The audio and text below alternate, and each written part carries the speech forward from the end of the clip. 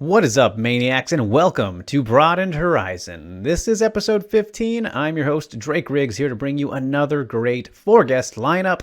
We'll be kicking things off with the returning phenom, the Deep Jewel Strawweight and RIZIN Super Atomweight Queen, Seika Izawa, who most recently officially captured the RIZIN title by earning a second straight win over Ayaka Hamasaki at RIZIN 35.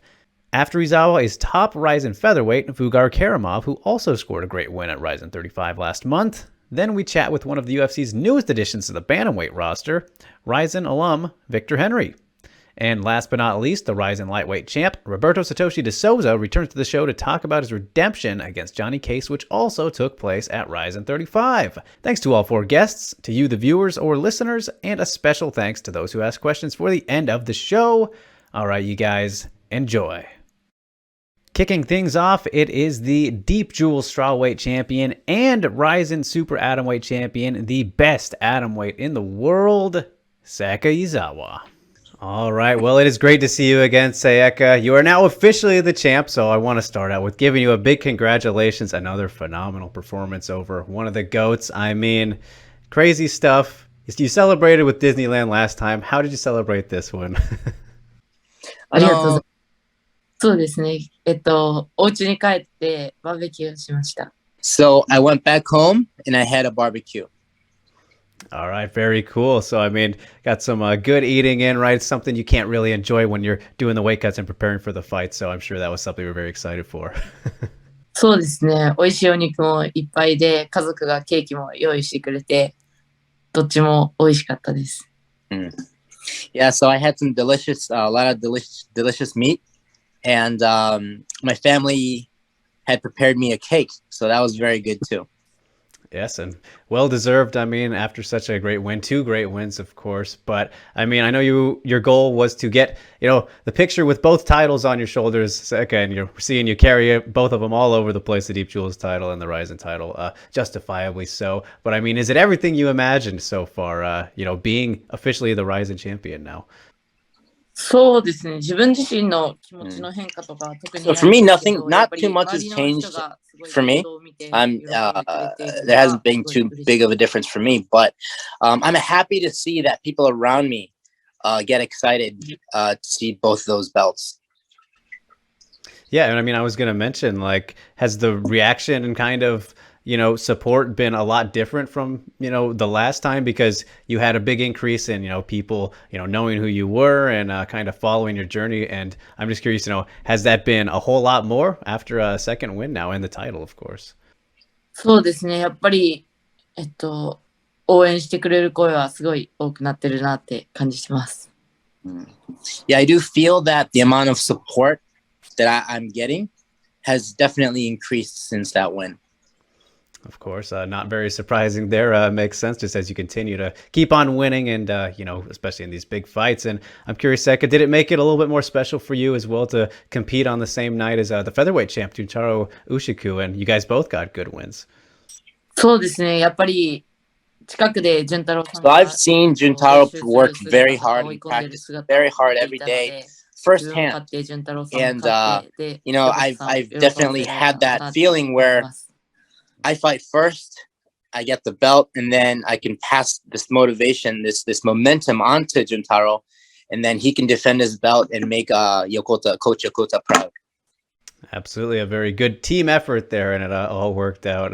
Obviously, you guys both have the belts now. Lots of gold over there, Seika. And I mean, just as for your rematch specifically with Ayaka, another great performance, more competitive this time. Obviously, you weren't able to get the finish, but still a very, very good win and over a very great opponent, of course. But did it go kind of as you expected this time around? Did she surprise you with anything? I mean, she had that armbar that was a little bit scary in the third round, but you got out of it just fine. Like, did this one unfold as you kind of imagined?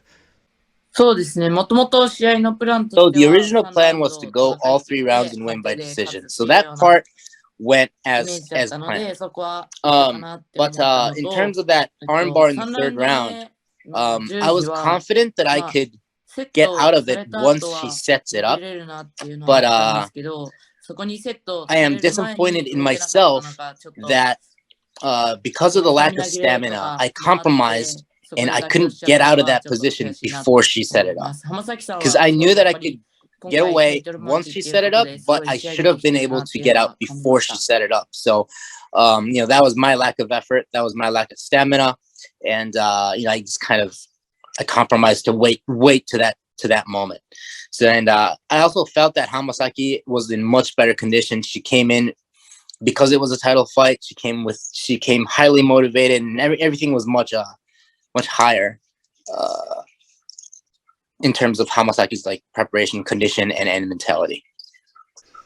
Yeah, indeed. We could see that. And I mean, it was still very impressive, of course, for you to overcome kind of that scare, like I said. And even if it wasn't a part of the plan, of course, never want to be caught in that kind of thing. But I mean, just when you look at kind of your career to this point, Seika, still very early on, but would you say that this was your toughest fight so far?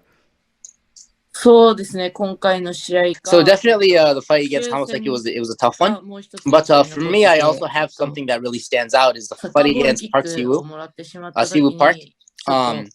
Because after that soccer ball kick, I took a soccer ball kick, and that kind of left some damage, and I wasn't able to recover quite well, and it definitely affected my performance. So in terms of like mentally tough fight, I would say the Siwoo Park fight was a little tougher.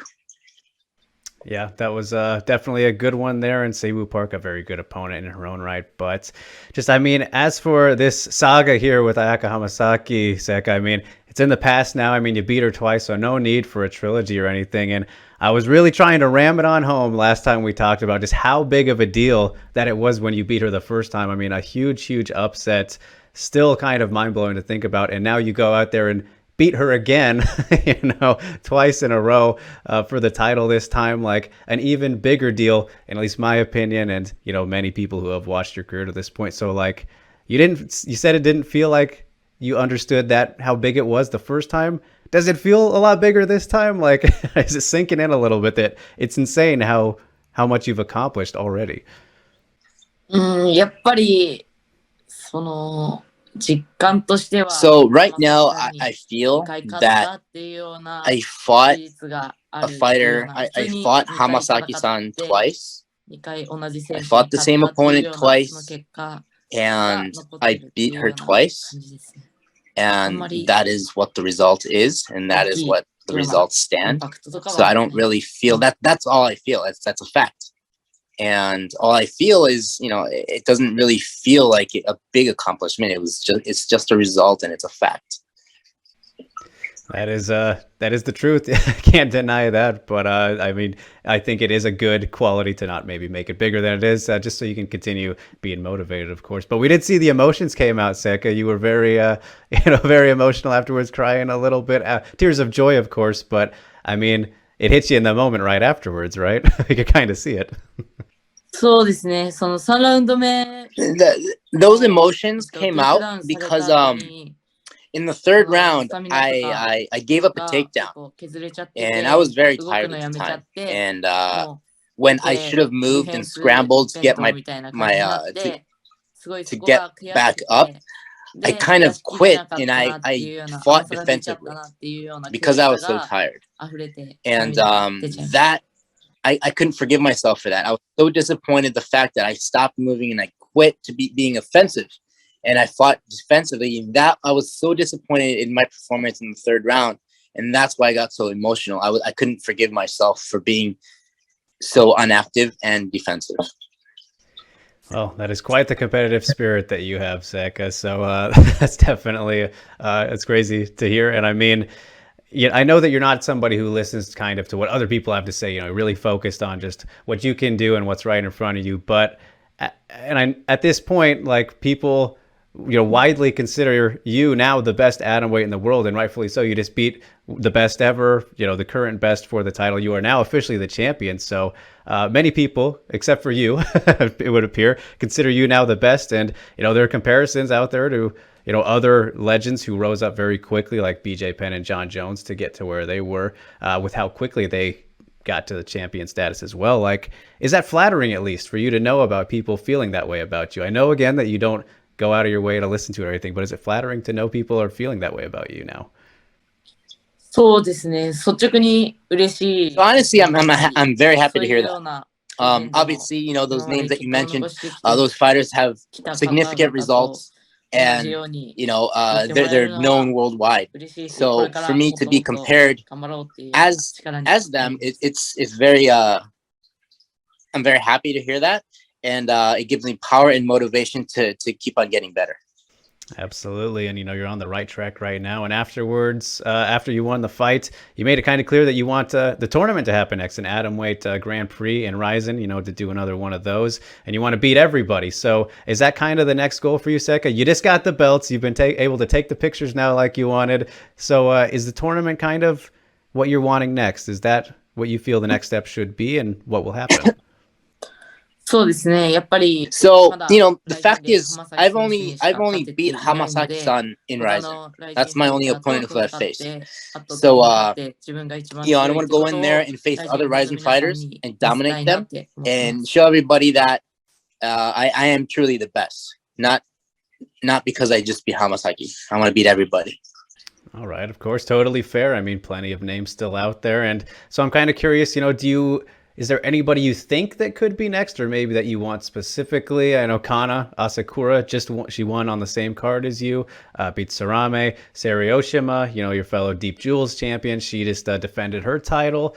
I mean, is there kind of a name that you think is most likely to be next for you? 特に希望はないですね。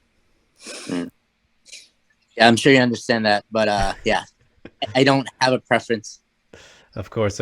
You're the champ, so you'll take on all comers, I imagine. And I know that for you, it's also kind of another end goal at some point, right, to maybe bring the atomweights to the UFC, Sek. I know it's something you've talked about, and I think we talked about it last time as well. But fans have kind of been wondering, would Seika ever go and fight in Invicta, which is, the all-women's promotion in America as well. They have some good champions at atomweight right now, Jessica Del Boni as well. And there's even the strawweight champ, Emily Ducote. I mean, would you be open to that possibility too, if you had to fight somewhere else in the meantime before other things got sorted out? Yeah, I'd definitely like to. I would be interested in fighting them if the opportunity presents itself and if the timing is right and everything goes fine. Yeah, if there's an opportunity, I'd definitely like to challenge that. All right, awesome to hear. And I mean, just when it comes to the strawweight title, your Deep Jewel strawweight title, Seika, fans are curious about that too. Everyone keeps asking me, what is she going to do with it? Now that you're in this spot as the best atomweight in the world, in the eyes of, most people, of course, are you going to still try and defend that one? Or is it I know you probably don't want to bounce around between weights too much, but what are you kind of thinking in terms of your strawweight future, if there is one? I'm still at a point where I haven't really figured out which weight division I'm best at. So as of right now, I think it's okay for me to jump around between weight classes and just kind of feel out the waters. And so for me, I don't mind fighting in both divisions at the moment. All right, good to know. And I mean, with that in mind, do you have an idea when you want to have your next fight, Seika? Are you going to kind of take a break for a little bit? Don't seem too injured from the last fight, or just are you wanting to get back in there real quick? そうですね。試合が決まればいつでも出れるので、早く試合がしたいです。I'm ready to fight whenever the fight is confirmed. So for me, I want to fight as soon as possible. All right, love to hear it. But in the meantime, Seika, outside of MMA stuff, what are some hobbies that you have and things that you like to do when you're not busy punching people in the face, hitting judo throws? Are there any other activities or interests that you have outside of combat? 今ってことですよね。今、はい。今は、そうですね。練習終わって甘いもの食べるとかが多いですね。So right now, in my current situation, I like to go get some sweets after practice. All right. Can't beat that. Do you have a specific favorite type of sweet that you like? そうですね。ケーキがすごい好きです。I like cakes. All right, can't beat cakes. So more of cakes than pies, right? I don't know if pies are too big in Japan, but either way, do you have a preference? パイとケーキだったらケーキの方がいいですね。Yeah, if I had to choose between pie and cake, I'd choose cake. All right, I'm probably in the same boat with you there. But, I mean, if you never got into combat sports, Seika, would you think you'd get into baking or something else? いやーもうケーキは食べる専門でやらせてもらってます。Cake is something that you eat, not bake. So I'm gonna be the specialist in eating, not cooking. Okay, all right, fair enough there. Yeah, so, all right, Seika. Well, we can wrap up on that note. Now I'm getting a little hungry. Gonna have to go get myself a cake. But appreciate your time as always, champ. So very exciting, and just awesome to see your journey so far. Can't wait to see you back. A very big congratulations again. You're doing some incredible things, and it's very exciting to watch, as I said. So big arigato gozaimashita for taking the time, and I'm sure we'll catch up again soon in the future. But until then, just enjoy the time until whatever's next, Seika. Great getting to chat. ありがとうございました。Next up, it's one of Azerbaijan's finest, Vugar Karamov. All right, well, how's it going, Vugar? Good to see you, man. Congratulations on the recent win you got over Nakajima. Just how are you doing today? How is life treating you? After the US trip to the United States, they've taken 1 week off, to get some rest, and they're now back in training, in general training, general physical and mental training. This is in the mountainous area of Azerbaijan, which is in the north of Azerbaijan, called Gah area. And he's thinking that in the next 2 months, he'll be ready to go and he'll be back in the fights. All right, very exciting. Looking forward to it. Where did you visit in the U.S.? Biz Amerika'da Miami'de olduk. Sanford Mayıs alanda. Orada Sanford Mayıs'da. In the United States, we have visited Miami. We visited Sanford MMA Hall for fights and training. All right, very nice. A good spot down at Sanford. Been there myself. Was that your first time there training with Sanford? Yok, уже ikinci defa da oradaydık biz Sanford'da. It was our second trip to Sanford in Miami. This was the second trip. It was very good. Oraya çox yaxşı bir necə deyim, həm zalda yaxşı, həm idmansa da yaxşıdır. Yəni orada biz üçün para çoxdur. Yəni bizdən güclü uşaqlar var.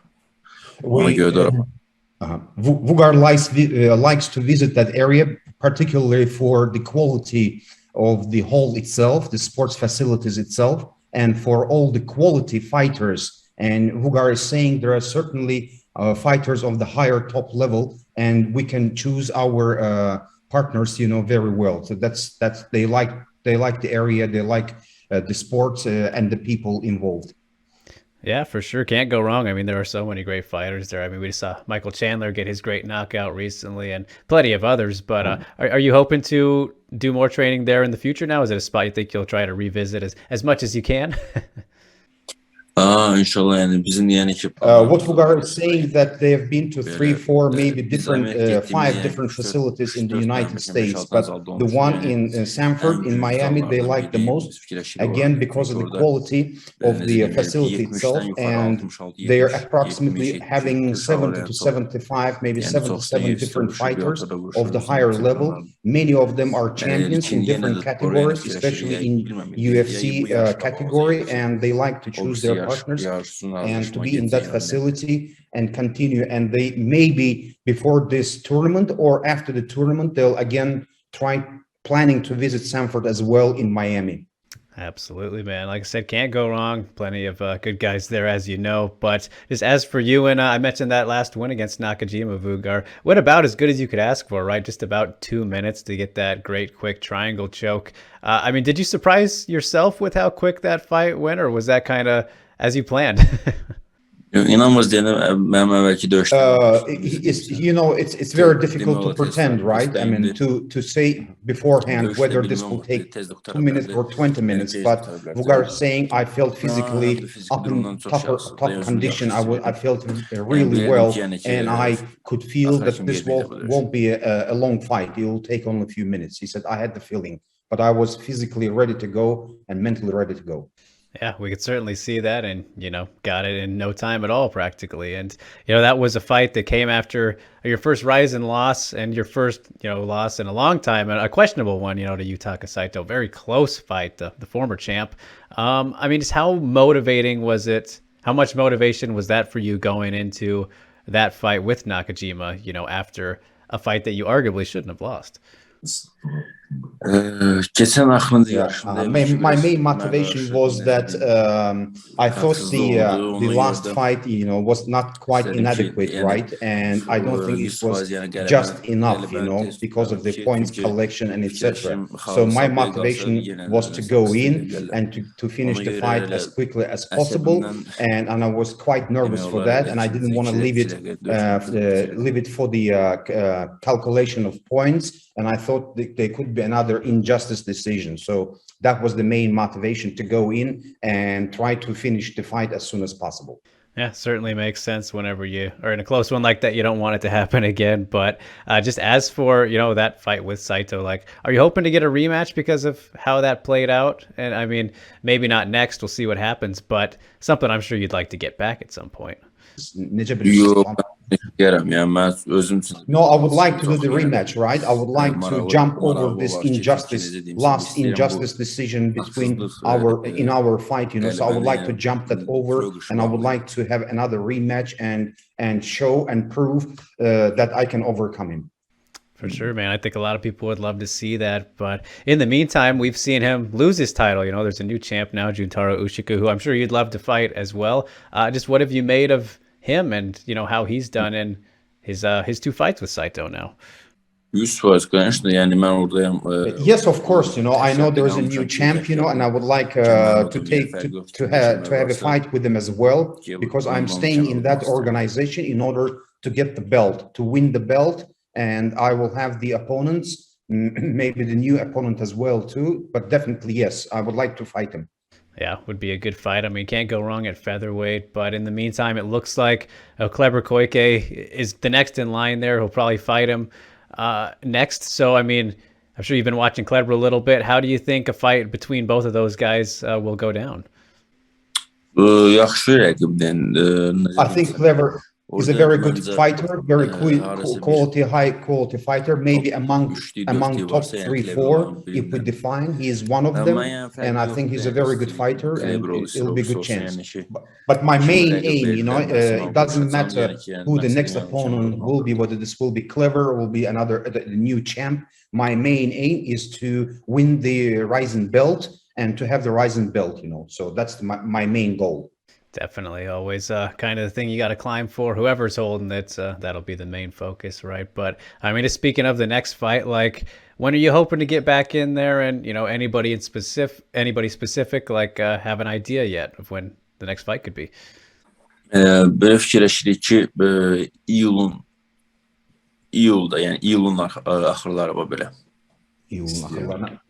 Right now, the plan is to be up there fighting towards end of July, so in next couple of months, All right, very exciting. Can't wait to see it, man. And there's always been a lot of talk since the bantamweight tournament ended that the next one that RIZIN might do would be the featherweights, and plenty of talent. We've been talking about these guys already here right now. But is that something you would be excited for, that RIZIN should do, as a featherweight tournament? Bəli. Yes. Definitely, with big intention, ready to go. We're waiting for next fight. Təkdən mən gözləmirəm, yəni bütün Azərbaycan gözləyir. It's the whole country, Azerbaijan, all the audience and the fighters. Everybody's waiting for our next fight in RIZIN. Yeah, man, it's very exciting whenever you're fighting. And I mean, just speaking of that, like, how important or like cool of a thing would it be for you to have, let's say, RIZIN, come to Azerbaijan and hold an event, and for you to fight on that? Like, is that something you really hope can happen at some point?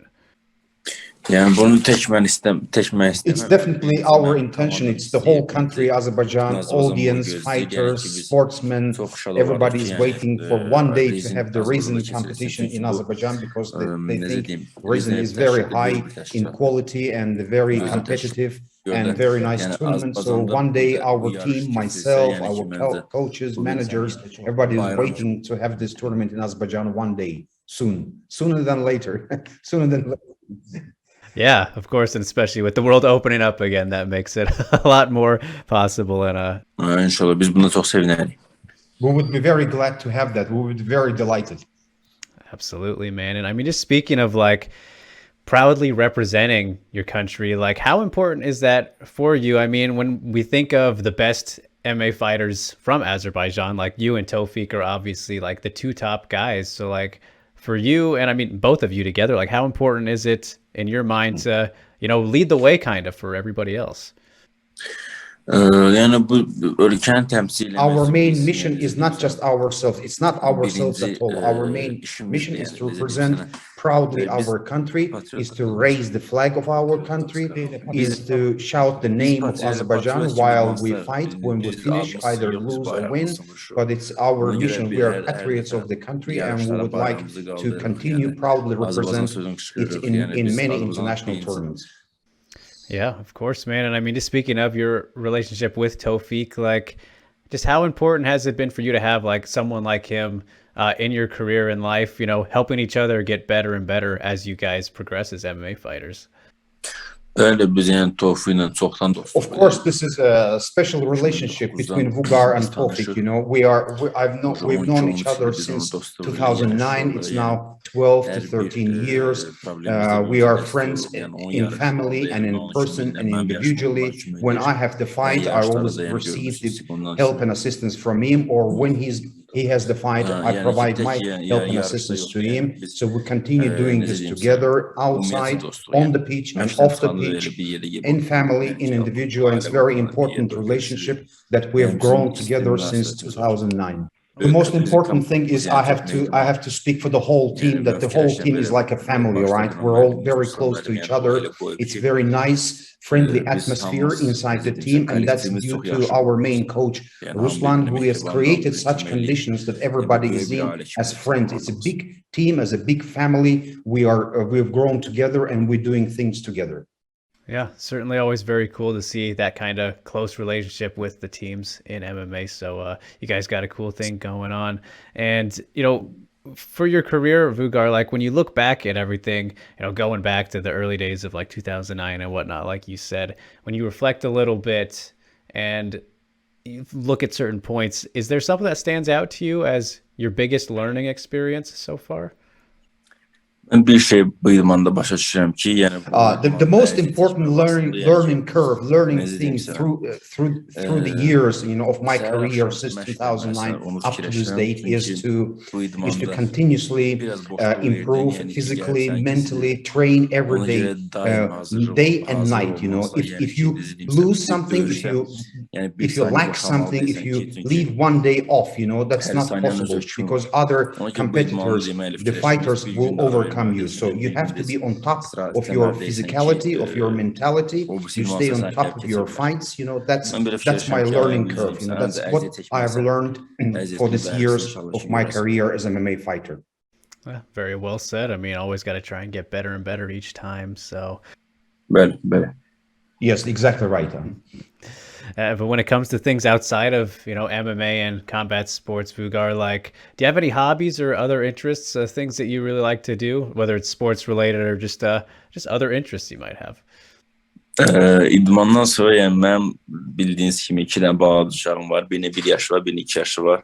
İdmandan sonra onlarla oynamaya. My biggest hobby is to play with my kids, because I've got 2 kids. One is 1 year old and the other one is 2 years old. My best hobby is to play ground with them after my fights and long day.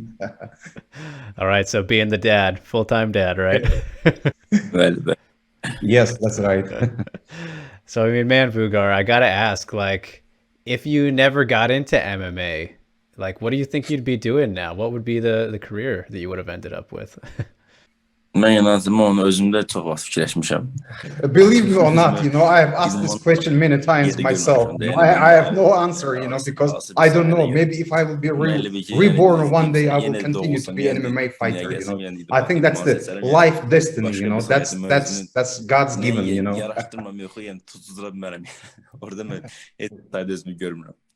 Certainly fair. I ask that question to a lot of fighters, and they kind of don't usually know what to say or have a similar answer. Well. Yes, that's right. That's exactly right. All right, Vugar, man. Well, I've taken plenty of your time. It was great getting to chat with you for the first time. Always exciting getting to watch you fight. Congratulations again on the recent win. Looking forward to whatever is next, whenever is next, man. Know it'll be good fun. So wishing you all the best. Hope you have a great rest of your day, man. And just a big thank you for coming on and chatting for a little bit. Sağ olun, yəni dediyim ki, mən də çox xoş oldu, yəni ki, belə idmanslara maraqlanırsınız, nə dedim, idmansları PR eləyirsiniz. Sizdən də Allah razı olsun deyə. Thank you very much for your time as well. It is very nice to be on your show, on your air, but it is very nice that this is a good PR action and that you are talking about MMA sportsmen and in sportsmen in general. So would like to thank you too. Thank you very much. Next, we move on to the former deep bantamweight champion and current UFC bantamweight, Victor Henry. Hello, hello. Victor, what's going on, man? How are you? What's up, dude? Sorry about that. I thought I was remembering 3:30, not 3 o'clock. My bad. All good, man. It happens. I mean, busy Wednesday, I'm sure, right? Yeah, getting myself fed and training and rehabbing my elbow and all that stuff. So sorry about that again, man. Yeah, all good. No problem at all. We're here now. And just appreciate you taking the time. How's the elbow? You okay? You said a little thing going on there? Yeah, it's just bugging me a little bit. I had to go get an MRI done on it, and I got some junk in there. So it's just a matter of rehabbing the elbow before I can hit training 100% again. All right, fun stuff. Junk in there. That's no good. Yeah. So yeah, I mean, anytime you're not able to push 100%, you just automatically feel like, man, there's so much I can't do. Right. And I mean, just to get right into it, man, I mean, I know you were kind of wanting to jump back in there pretty quick. So has that been a holdup for you to get the next fight, or just taking some time? How's it been? Recently, yes. So this has actually been like an ongoing thing for about a month now.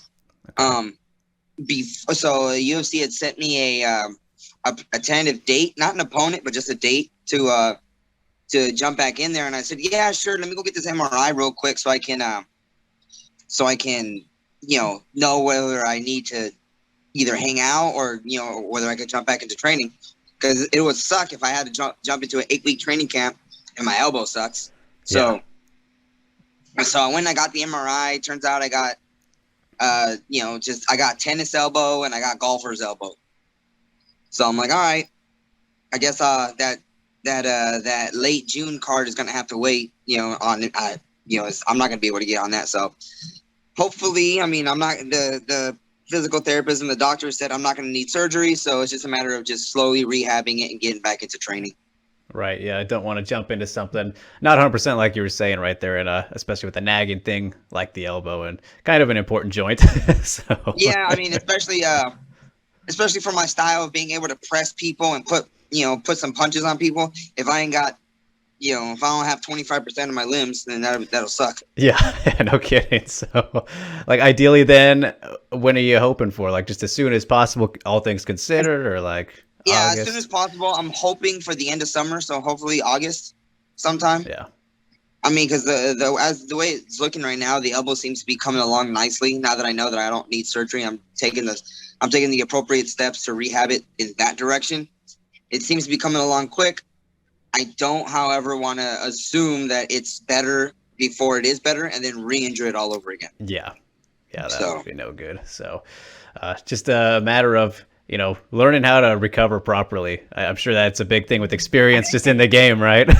Yeah, I mean, so like now I'm able to I'll go in there, I'll do a little bit of weight training with it. I'll drill with the team. I just won't go live with the team because if there's major things that cause injury, it's fatigue, speed, and then the unknown thing going on, velocity and all the things. So if I could take away the unknown aspect of it, which would be like sparring and with of course speed work and fatigue, if I could just really control what's going on, then I won't re-injure it. So yeah, of course, totally makes sense there, man. And I mean, just since the time that you did get the first UFC win, has like life changed at all? Or are you getting recognized more notoriety, anything like that? Has it done anything in that regard? No. So I mean, I work in downtown Fullerton. I work at a restaurant, and a lot of the local. So there's a lot of local industry people that work there, and a lot of the place I work actually offers discounts to industry people. So because they do that, a lot of industry people actually come in, and it's kind of a good trade-off because since they get a discount off their total bill, they tend to tip us a little bit more. So it works out for both parties.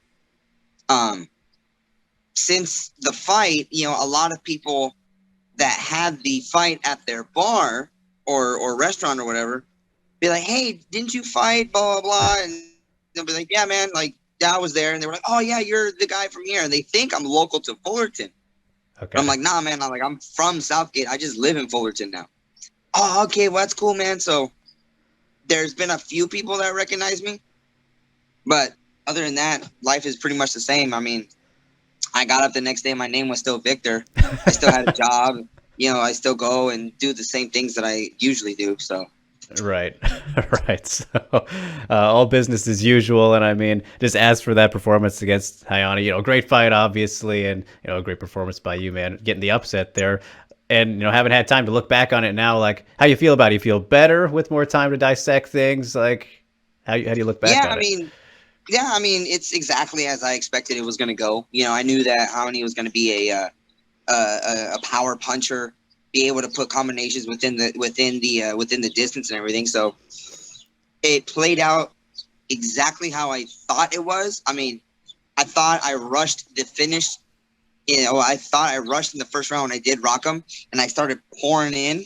I should have kept my distance a little bit more so I could see the available shot, because he was on roller skates at that point. But I feel like me pressing him actually gave him an opportunity to clinch and survive the round. But that was definitely something that I pretty much had in my head anyways. Okay. Like, okay, this is going to be a tough fight. I can't be too close, but I can't be too far, and I can't just stop moving. Right, finding that perfect balance a little bit. Yeah. And, you've had, plenty of great wins in your career already, Victor. We're the deep champ when you beat Matoya, plenty of other guys. So, like, everyone always talks about, the UFC debut or becoming champ, something like that's a big moment. So, I mean, for you, like, where would you rank that win amongst your proudest moments of the career? Is the title win still the biggest, or was that one a little bit better? No, I mean, honestly, like, one of the best fights as far as, I wouldn't even say career change, but one of my proudest moments in MMA has to be when I first fought in Japan.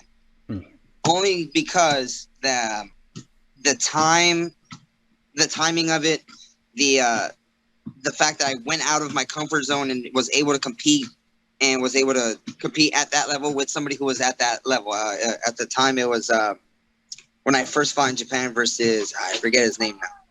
But anyways, when I first fought in Japan, as far as this UFC fight, it was pretty much, to me, in my mind, it was the same as every other fight. The only other fact that with every fight, there's always the same things, which is the fight. No matter what fight you go into, somebody's going to try to punch you in the face. Somebody's going to try to kick you in the head. All those things those are the things that are going to be the same in every fight. It's the outside things that always change. The venue, the size of the venue, how many people are there, the promotion you fight for, all those things change. But the one thing that remains the same is the person trying to whoop your ass.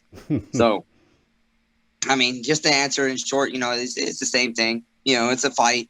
It's not going to change world politics or anything. It's right. Fight. Somebody's trying to beat your ass. Well said, man. But I mean, with all that in mind, like, is it hard to deny that, like, the experience in promotions like RIZIN and Pancrase, like, kind of helps you prepare for that moment, whether it's mentally or just experience-wise? Oh, 100%. Like, you, as far as experience, for sure. I mean, people often talk about all the UFC jitters. It's like, oh, I finally made it into the UFC, and then they go out there and they perform like butt because they're just so nervous. In my mind, I'm like, yo, like you've had fights before. If everything, like I said, if everything else changes, the one thing remains the same, that somebody's going to try to punch you. Like, why are you letting the crowd get to you when the crowd's not even involved in the fight? The only people that are involved in the fight right now are you, the guy, and possibly the judges. So, fighting in RIZIN, fighting in these other organizations where you're expected to lose. I've had that. I've had that for a lot of my career. So this was just another one of those moments. Right. And I mean, for you, like, was it difficult at all going through some of these organizations and, like, having to adjust mentally to the different rule sets and all that, because everyone talks about RIZIN, they love the knees on the ground, the ability to strike, virtually almost everywhere. Yeah. So, like, Was that ever a thing that you had to always kind of remind yourself, all right, maybe I can do this, I can't do that? No. I mean, I train the same no matter what the rule set is. I tell my partners to constantly cheat because I'm gonna constantly do things that are viewed maybe illegal under the unified rules of UFC. Because I'm gonna, even while somebody's down, I'm gonna kick them right in the rib. Mm-hmm.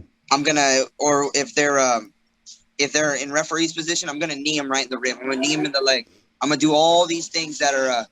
You hear that in the back? That's Southgate for you. So, yeah, I'm gonna do all those things that are they're not. I wouldn't consider dirty, but they're unorthodox as far as ground striking. You know, the only thing that really changes is when you start kneeing and kicking people in the head. Right. You know, but for those people who've trained in Thailand, the first thing the Thais are going to do, they're going to sweep you, and then they're going to go for that knee to the head as you're falling or as you're recovering. They're going to do that. You'll see a lot of times in Thai fights, Thai referees will put their leg right in the middle of an exchange while somebody falls because they know that Thai fighters are trying to kick you in the head. That's just the way it is. And that was a rude awakening when I trained in Thailand. The first thing I got swept, and then I'm getting up, but my mind is checked out of the moment. Right. And all of a sudden there's a foot in my face. I'm like, Joe, bro, like, are we doing that kind of thing right now?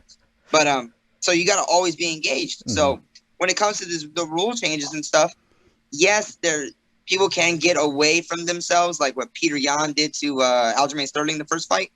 The rules, people can get away from themselves, but you can't allow fatigue, frustration, or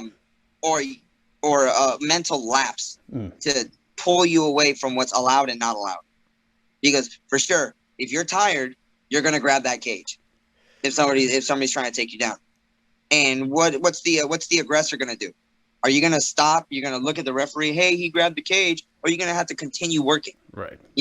Let the referee do his job if the referee needs to step in. But if you're in the middle of the moment and somebody grabs the cage, you just gotta keep working. You gotta let the referee stop you and say, hey, blah blah blah, talk to the other guy and take away the point if he needs to. But you can't just break your possibly advantageous position because somebody grabs the cage. That's why I tell people all the time: cheat, grab my glove, grab the fence, accidentally kick me in the nuts. Don't do it freaking hard, obviously, but do some dirty, grimy shit because people are gonna do that, especially when it comes to the amount of money that we're fighting for, the possible top 15, top 20, top 10 spot that we're fighting for.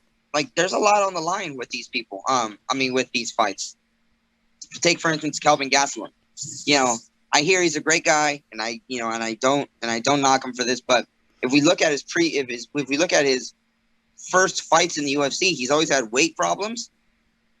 And yeah, people are missing weight by 3-4 pounds or whatever, but they give up their percentage to the opposition, to the opponent. Mm-hmm. But what's not being taken into consideration is that you give up your piece of your purse, but then what happens? You go in there more hydrated, heavier, and then you beat this person, and then now you move up the rankings.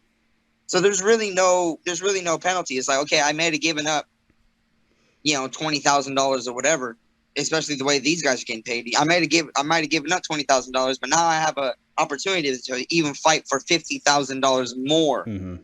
Or fight in the top 10 or make my pay-per-view points. So, or take in consideration what the scandal that's going on that happened with the girls fight.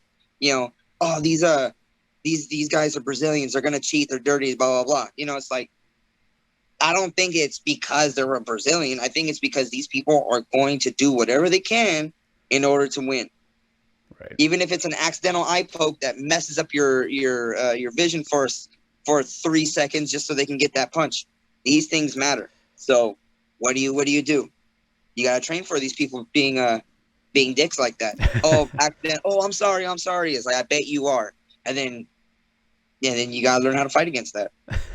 Just a matter of staying aware, really, right? For every possibility. Let the referee do his job. 100%. Yeah, 100%. I mean, I got a quick story. I was getting ready for a fight a long time ago, and my head coach, Josh Barnett, at the time we were doing like what's called a pressure test or a meat grinder, as some wrestlers know it. But basically, what they do is they give you a set time to spar. Let's just say it's 3 5-minute rounds, and they send fresh people in on you every minute. So you're sparring fresh people every minute, every minute, every minute.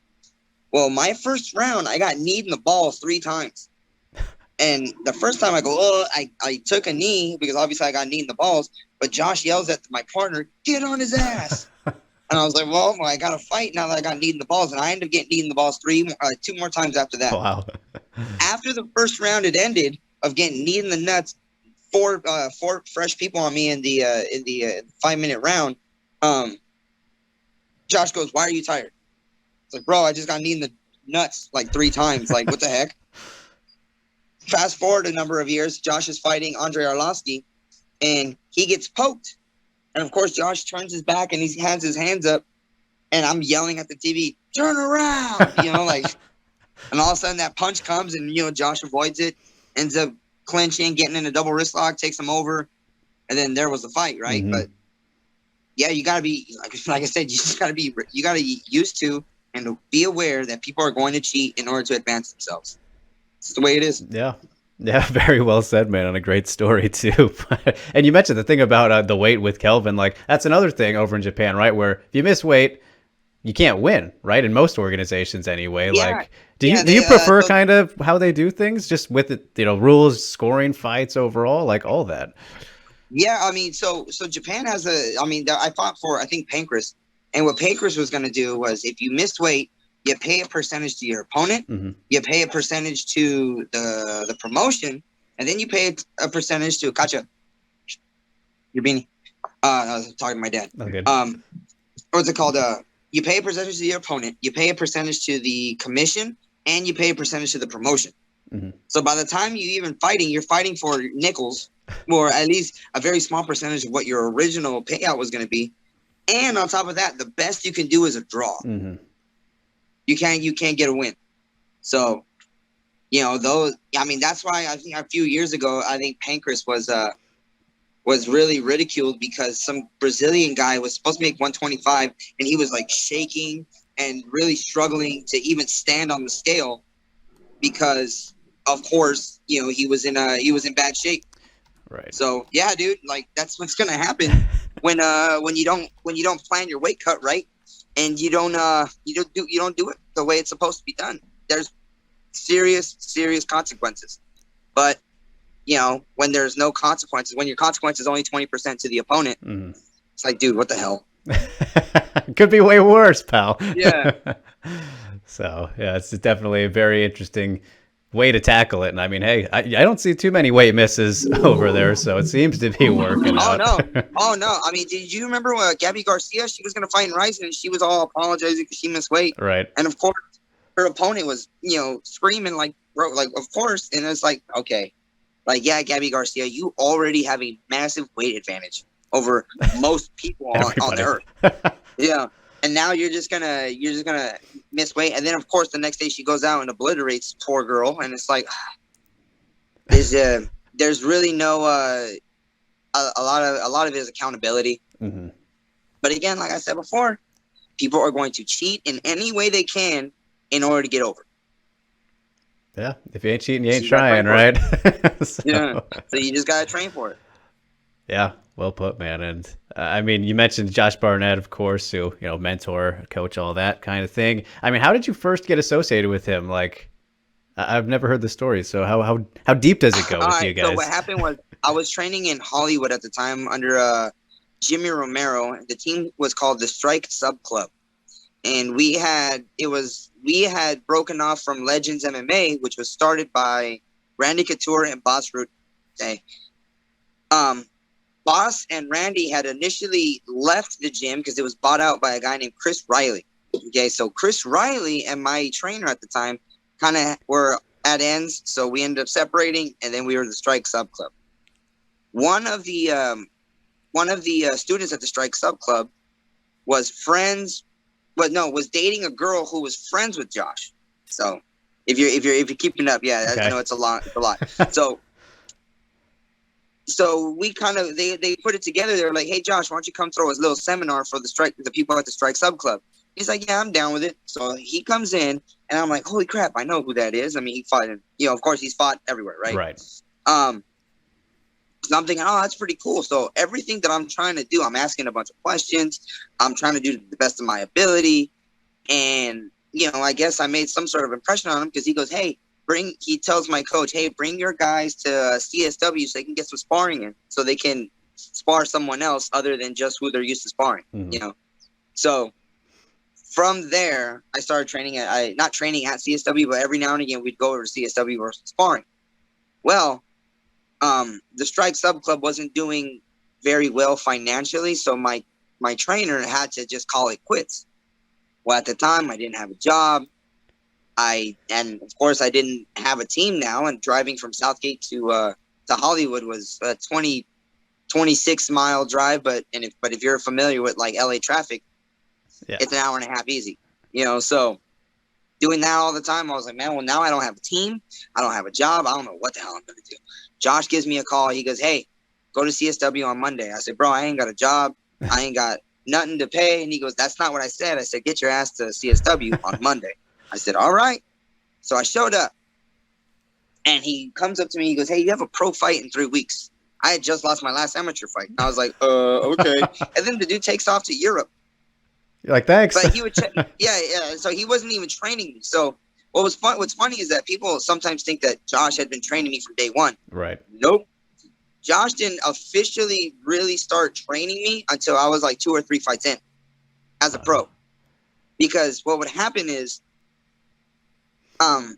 he would oftentimes, and I tell this, it's a funny thing. People come up to me all the time saying, hey, I think I have what it takes to become a fighter. Mm-hmm. And it's like, okay, cool. And I could just imagine and that's me fighting at a low level on the regional scene. I can just imagine how many people come up and tell Josh that. Right. Right.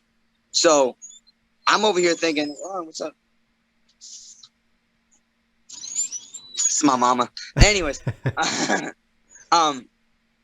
So, these people come up and they say these things, and Josh, I would imagine, has to filter and vet these people. Yeah. Because everybody wants to train with him, everybody wants to do this, but he tells people to do certain things and they just don't. I remember him telling me, "Oh, that move sucks. It wouldn't work on anybody who was over 5 years old." And I was like, "What would you do?" He goes, "This is what I would do." So I started drilling every day before and after practice until the move became mine.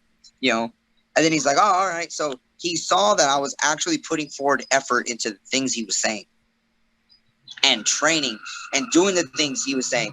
I did a grappling tournament one time on 2 days' notice, and I had to cut 15 pounds because he was calling me, and I was teaching class at the time, and he goes, "Well, I guess you're gonna wrestle at 135 because you didn't answer your phone." I was like, "Bro, like why am I gonna cut all this weight for this grappling tournament?" Right. Well, I guess I gotta do it now, but I did it. So because I started doing all the things that he was saying, I would train, I would get my extra work, I would drill the things that he would tell me to do. He started taking more of a coaching and mentor role on my fighting career.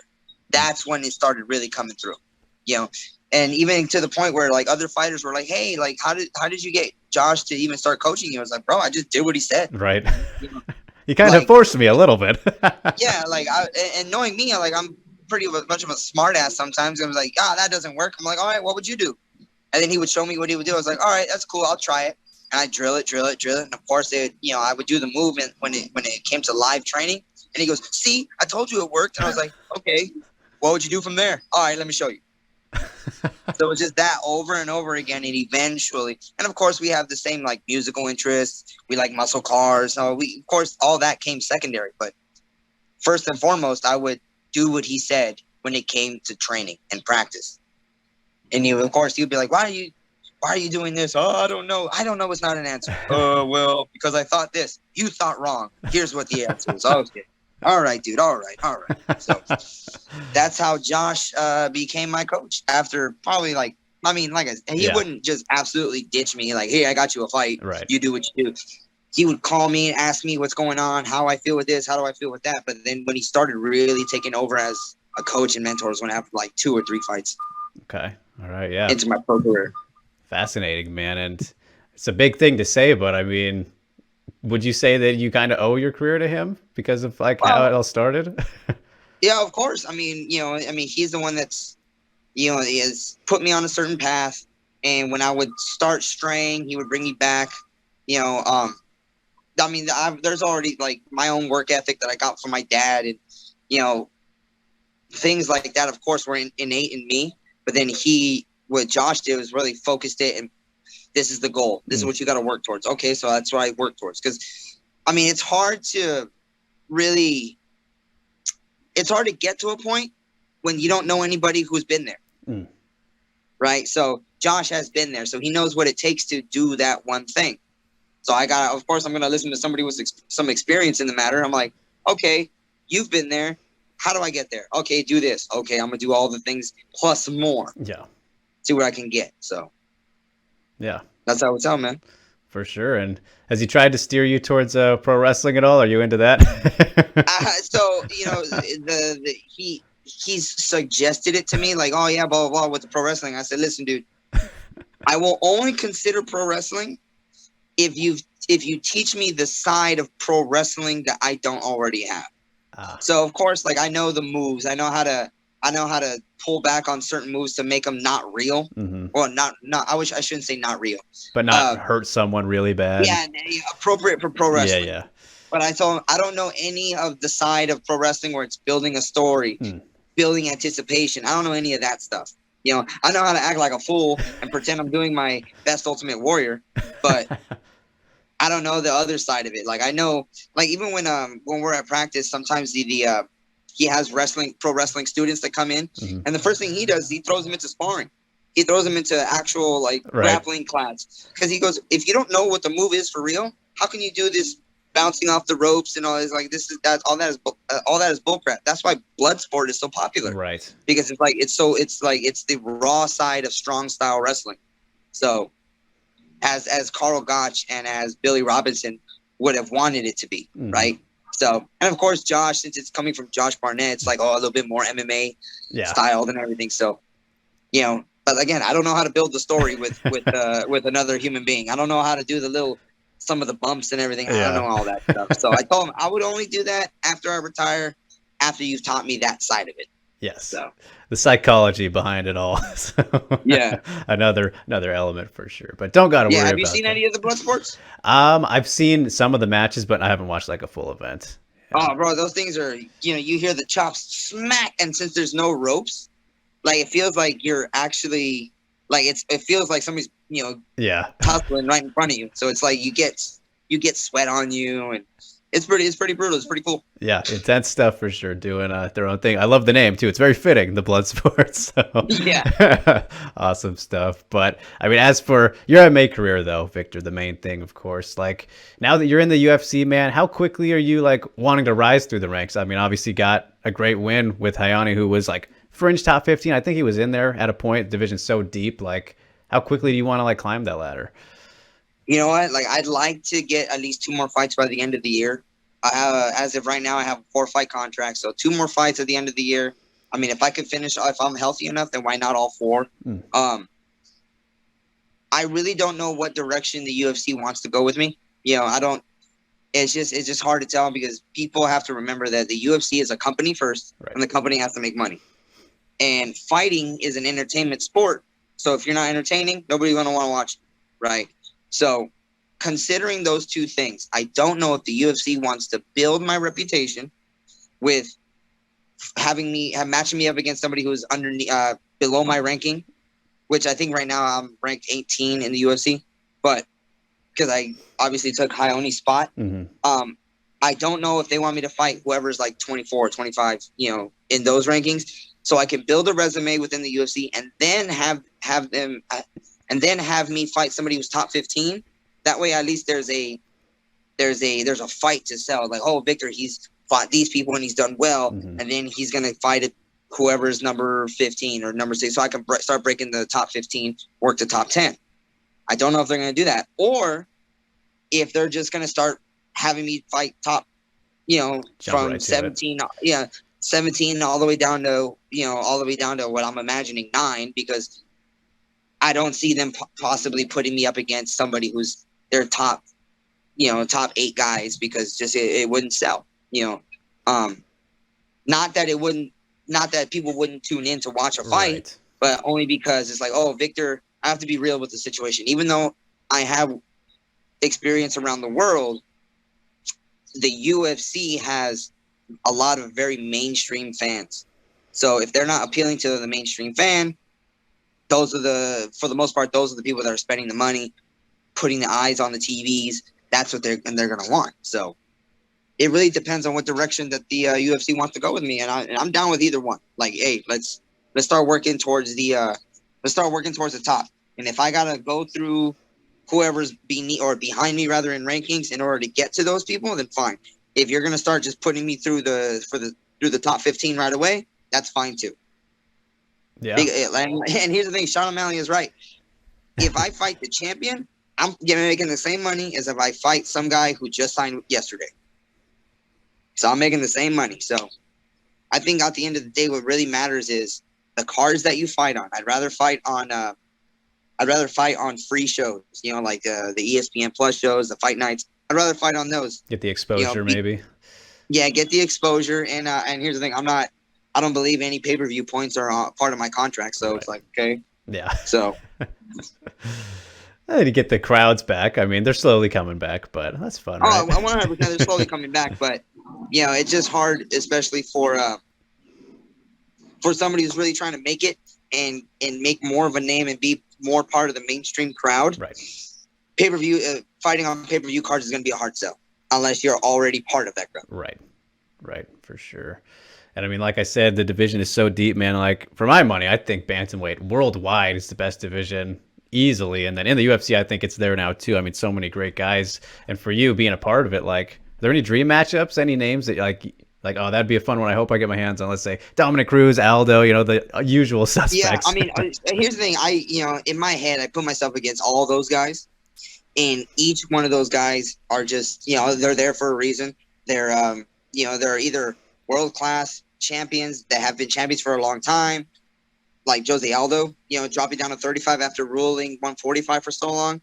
And then you have guys like, of course, Rob Font versus Chito Vera. This last fight, I mean, those two guys are just like, how would I fight them? And I think that no matter who you put me up against in the top 15, I think it's going to be a good fight. I think it's going to be, I think it's, of course, it's going to be tough on my end because all those guys are really good. But entertainment wise, I think no matter who you match me up against in the top 15, it'll be an entertaining fight. Yeah. I won't find an argument here, man. So looking forward to getting there whenever the time does come. But just speaking of like the top of the division, and I'm sure you're paying attention, of course. But who do you think is going to be next for Sterling? It seems like there's some options with Henry maybe coming back. We just mentioned Aldo, TJ. Yeah, what's going to happen? You know what? I really don't know. I mean, the one I'm really looking at right now, first of all, because obviously it's coming up and it's a pretty big one. It's Pedro Munoz versus Sugar Sean. I'm friends with Pedro Munoz. I was supposed to fight Pedro Munoz many years ago. But I'm friends with him. He's trained over at CMMA with me. I trained with him over at ATT. He's a good guy. I'm really looking forward to that fight. Of course I'm rooting for Pedro because he's my friend. I think that fight's still going to be good, especially if Pedro can really set his rhythm, get to the legs like Chito was able to get to the legs. But again, Sugar Sean, he's quick, he's long, and he knows how to fight long. So I think that one's going to be a really good one. As far as Aljamain Sterling, I think the only thing he's got to be battling right now is eating too much. I remember seeing that he got up to 175. Right. I was like, bro, that's a big boy. But that's a big boy. And here's the thing, I'm heavy right now. I'm at 160, and I'm like, dang, I'm heavy. Right. But apparently that's the average for these 135ers. These 135ers get big. Yeah. Yeah. It's just a matter of the evolution, I guess. But you look pretty big in there against Hayoni, man. I mean, you're not small, I would say, but probably can't make flyweight, right? No, absolutely not. I mean, they've talked about it. Especially a while ago, Josh was like, "Hey, I bet you I can get you down to 125." I was like, just because I make 125, just because I beat the scale one day, yeah, does not mean I beat the person the next day. You know, you gotta be able to rehydrate into a point where when you're athletically viable.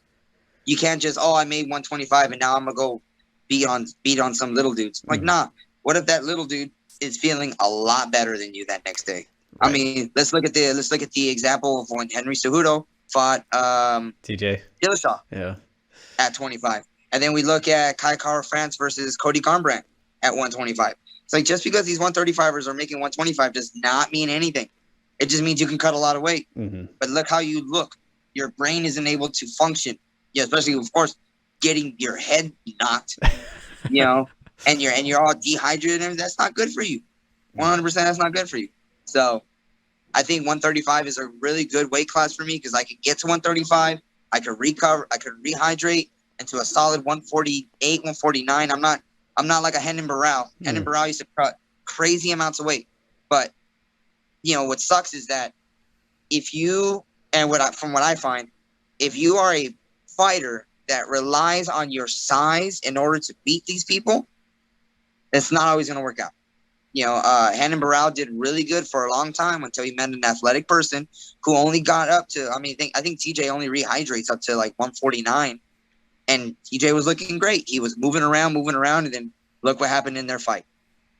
Yeah. You know, these big weight cutters aren't doing too great, you know. And then, of course, your body catches up to you, or doing that over time catches up to you, and your body breaks down and everything. I mean, you got to think about your tendon strength, your ligament strength, the muscles and everything. It's not just a matter of, I'm going to lose weight, then I'm going to come back. That has lasting effects on you. People want to talk about all the performance-enhancing drugs being the main problem in MMA, in the MMA world, but I don't think that's it. I think it's these unethical weight cuts. Like, you have a guy that's walking around at like 160 and he's cutting to 120 or 135. It's like, bro, like, I've seen 25ers get up to 160. Like, that ain't good for you, man. Yeah. That ain't good for you. Yeah, bit of a science to it all, right? And 100%. There is, and you know what? I think the UFC has done a really good job with the dietitians and the UFC PI. They give you a meal plan. I mean, even when you're cutting weight, they want to know what your daily weight is. They give you food. And then right after you hydrate, they say, okay, this is what I want you to take. This is what you take at this time, blah, blah, blah, to make you recover to the best of your athletic ability. You know, and the UFC has been taking care of. I mean, they took care of me. Yeah. So I know a lot of people have a lot of grievances with the UFC, like the Diaz brothers and stuff. But I think at a certain point you get to a certain point in your career where you're like, hey, I think the UFC could do more for me. But me, I'm used to doing everything on my own. Right. You know, with even fighting over in Japan, it's like, okay, you made weight, go do your thing so you can rehydrate because we'll see you tomorrow. I'm like, shit, all right. With the UFC, it was like, take this, drink this, do this, and you'll be fine. I was like, okay, that helps a lot. Yeah, like, hey, something I don't have to think about. 100%. I mean, if I could just think about the fight, then that'd be perfect. Right. So that's definitely awesome, man. But all right, Victor, well, I've taken plenty of your time, man, but I want to leave you with one last thing here. What's up? I love nickname stories, and La Mangasta, right? I pronounce it correctly. La Mangosta. Mangosta. Where did this come from? How did this come to be? All right, so I'm half Mexican, okay? So from when I was a kid, my dad has always called me El Monstruo, which means the monster, okay? When I was a kid, when I was a little kid, knee-high, he called me Monstrillo, which is like little monster. I got a little older, he called me Monstro. Now that I'm a full-blown adult, I'm Don Monstro, which is like older, the Don. Right. So when I first started fighting pro, Josh goes, hey, we need to give you a nickname based on, like your Latin heritage and everything. And I was like, well, my dad's been calling me El Monstro since I was a kid. And he goes, nah, I don't want that. And I was like, why not? He goes, because that's a monster. You don't really look like a monster. I was like, okay, so what would you consider having my nickname be? And he comes back like a day later. He goes, we're gonna call you the mongoose, El Mangosta, La Mangosta. And I was like, why that? He goes, hola. I'm like, why that? And he goes, oh, because you're like a mongoose. You're curious, you're a little feisty, you get into shit, you tear things up, you're quick. And I was like, okay, but here's the funny part. I started making fun of him because I was like, bro, why every time you give somebody a nickname, it's a zoo animal? At the time, one of my teammates, he was Keiji Tora, Shohei Yamamoto. He was Cage Tiger. And then we had another kid. We call him the Great Bambino, Bambi. Whatever. Yeah. And then there was this other guy that was on the team, and we called him Wolf. Wolf Cookies. It's like, bro, like why? Always animal related. Why is everything animal related? I'm gonna start calling you the zookeeper, and he gives me a look like, don't you can call me the zookeeper. And this was after he was nicknamed the War Master by the guys over at Bolt Thrower. I was like, oh yeah, you get War Master, and I get the Mongoose. Well, way cooler. Yeah, come on, man. Yeah, like come on, man, give me something cooler. And he's got 2 nicknames too. That's not fair. Yeah, I know, the Babyface Assassin, and then of course that doesn't quite work with his beard though. So I guess. Oh no, not anymore. That's why I think that's why he grew it out, so he could just continue being the War Master. I remember we were cornering a fight one time over in Ontario at the Citizens Business Bank Arena. Okay. And right after the fight, I'm hanging out with Josh in the parking lot, and some dude's walking by, drunk as hell, and he goes, "Yeah, War Machine." And I'm just, oh no. Yeah. And Josh just looks at him like, "You idiot!" But he was drunk. Yeah. But I was like, "Hey, yeah, it's a nice nickname, huh?" He goes, "Shut up." That's hilarious. Yeah, you don't want that one. You don't want that. Yeah. That one's been ruined a little bit. Wow, that's hilarious. All right, Victor, man, this has been great. I'll let you get on with the rest of the day, man. Very much looking forward to whatever's next for you. Always a very entertaining fighter. I've been watching your career since the early Japan days, so it's really cool to see you here now, man, and always fun. Hope the elbow heals up nice and well until whenever it's good to go. So just appreciate the time so much, man, and I'll keep in touch, all right? Absolutely, man. Thank you very much, man. Thanks for having me.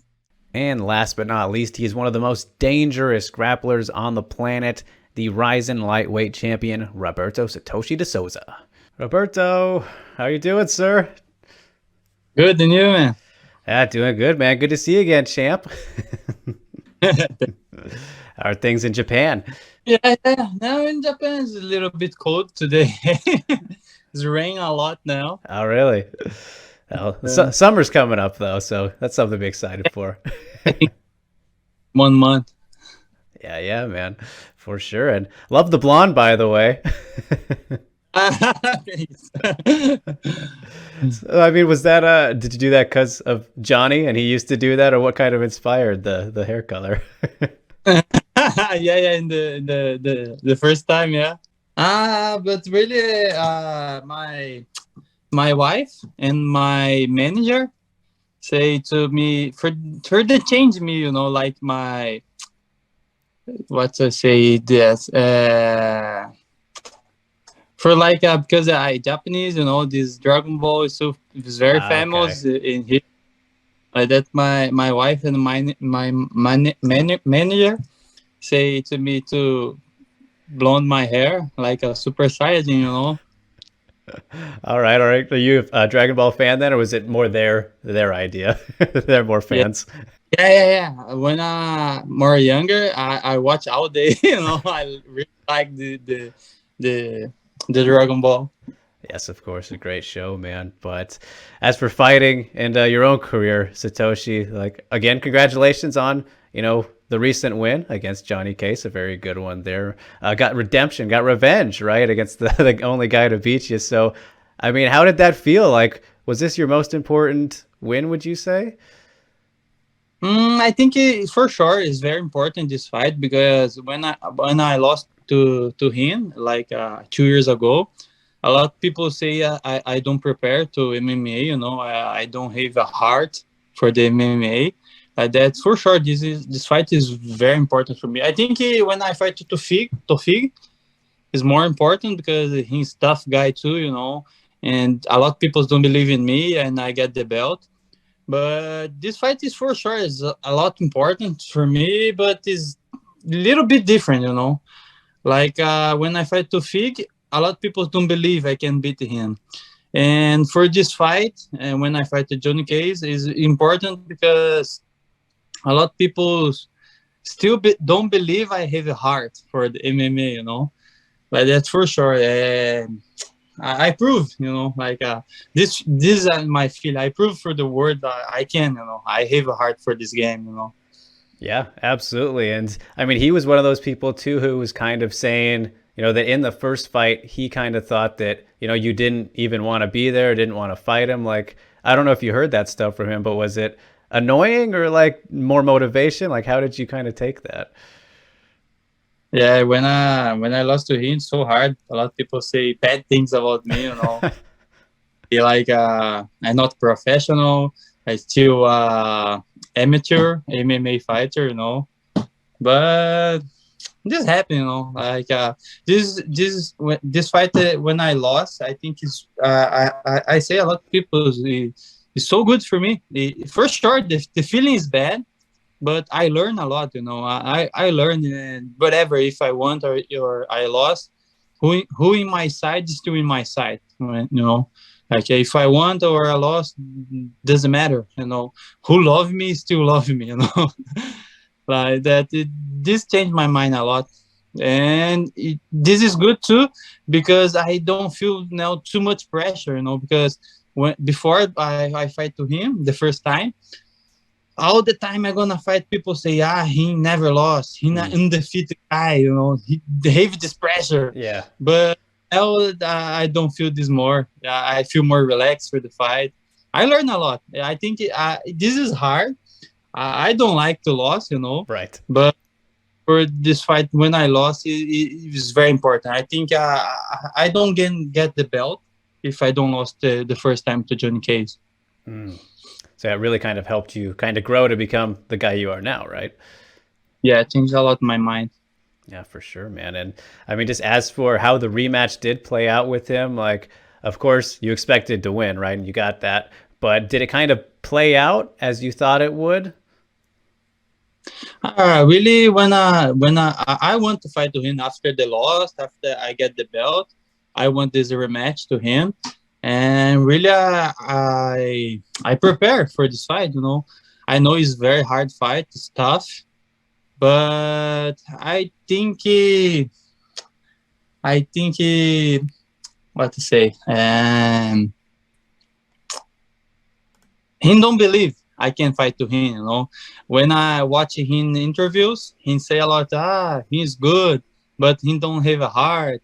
He's good, but I'm gonna beat him a lot again, And this motivation me a lot. It's funny because when I check the weight and face to face to him, I'm very nervous. I feel my legs a little bit shake, but not because him, Right. I nervous for the people's there, like too much people's watching, too much people say a lot of things, that one day before the fight, I really very nervous. But it's funny because when I watch in him interview, he say I don't have a heart, and man, this making me so angry. Man, what did he say that for me? I started competing when I have 5 years old. Right. This motivation me a lot for sure. I think my mind's changed when I watching this interview. For sure, I want to fight. I still motivation. But when I see this interview, and when he say I don't have a heart, this changed me after this interview. Yeah, he made a mistake by saying that. And I mean, just as for like the way that you set up that submission, Satoshi, like that was beautiful. Like in my opinion, that might have been your best finish. But like for you, like where does that rank among the best submissions that you've gotten, MMA? Because the way you put that together was like crazy, man. Yeah, this submission is a little bit different. Yeah, like that. Everybody, wow, where did this triangle coming for? Like when I fight the other guys, it's normal. Like play the guard and go the triangle or the normal submissions, Right. But this submission is a little bit different because I in him back. It's funny because really I closed the triangle already, but a lot of people ask, what's he doing? But really the triangle closed a little bit time ago when people still asking like what's he doing? What's he gonna do now? Because he lost the position, that this is funny. But it's funny. I tell this to my brother too, to my students. I can watch a little bit 2 or 3 steps in the future. Like I can watch the what like when he grip my leg and stand up my leg. This moment, I feel, hey, I can get the triangle from here. You know, this is funny. He still stand up, but when he grab my leg, I feel it. You know, for this position, I can go the triangle. Sometimes I use this in their training. You know, and for sure, I think it's important submission. But I think it's funny because everybody don't wait for the submission from the back. You know? Right. Well, it's funny, man, because I remember the last time that you and I talked, you said that your favorite submission is the rear naked choke, and you haven't got it in Horizon yet. So you're like, maybe the next one, but you ended up going a different direction. My also submissions is in the Horizon is triangle only, yeah. Yeah, and yeah, it's funny because and then Kleber said his favorite was a triangle, and I think you guys are going backwards. So it's funny how that works out. But I mean, as for the future, man, like, are you already looking at when you want to, get back in there and, who you might be defending the title against next? When are you hoping to fight again, man? Really, I want to fight the top fighters in the world, like, I always I say I want in the top, I don't like what's in the back or who is in my in the underground, Right. I like fighting the top guys in the world. It's more hard for sure, but I think this is motivation me for I have more motivation the training. I like the fights. People don't believe in me, like people for sure he don't win this fight, I like that. I like iron when I gonna fight iron underdog guy, Right. Well, man, I mean, so, the more you keep winning, you're not going to be underdog anymore. Like that, I won't fight the Bellator guys too, whatever who, for sure the double total shot is so funny, the Rising belt and Bellator belts is funny. But for me, whatever, this tough guy from Bellator too, for me is good. I just want to fight to the best guys in the world, Yeah, for sure. I mean, it's all you can ask for. And it's funny because now Pitbull, he's the Bellator champion, and he was in the tournament with you. You guys didn't get to fight, but I mean, now he's got the belt, so it's kind of perfect that way, right? Yeah, because I talked to my brother. My brother said to me, "Hey, you still beat all the guys in tournament, because I fight to Fig, I fight to Johnny Case. Now I go for the other side, because I beat Pitbull and Luis Gustavo." I think I just need to fight for these two guys, and after that, I'm gonna fight all guys for the tournament. Yes, almost got them all. That's a good point. So we'll see what happens there, man. But I mean, I wanted to ask you too. Like, I don't know how much you follow some of the other fighters in the division, but like right now, there's Juri Ohara, who I think he fought on maybe the same card as you before, but he is the deep champion as well right now. Yeah. So like he's on a great streak. Like, is that somebody you're looking to maybe fight too? Because he's doing very well. Yeah, I think now in the lightweight division of the Rising, I think just him deserve fight to me. Right. Yeah. You watch the other guys, sometimes won, sometimes lost. 1-2 times they lost the last time, or lost the last time and won the other one. Like that. I think him deserve to fight to me soon. Like Japanese and the Rising deserve fight to me. I think just he's good. He have long arms, long legs. I think him to fight to him is a little bit hard because he not like normal like the other fights. Like the movies and the technique in him is a little bit weird. Right. I think I think I read about him, but I don't know who the Rising choice to me. For me, is fine. For me, it's fine. Yeah, defending champ, man. Take on all comers. So, but as for like when you do want to have next fight, like, are you looking at what they got? The shows coming up in July. Are you looking to get on one of those, or maybe wait a little bit later? What are you thinking? I think maybe in September, or I try. I still have a little bit hurts. Okay. My hands, my knee, because when I fight the John Case. But if I don't know, maybe now in mind, I start back. I start come back to hard trains in June. If I feel good in June, maybe in September, and for sure in December in the I forget English, and 31 in December. Yeah, the New Year's show. The New Year show. Yes. For sure in December for sure I go, but I just think about the November no sorry and September or if I go or not. Okay, makes sense, man. And of course, got to be healthy going in, so got to rest up, recover. Yeah. I want to fight you 100%. I don't like make excuses. You know. Yeah, for sure.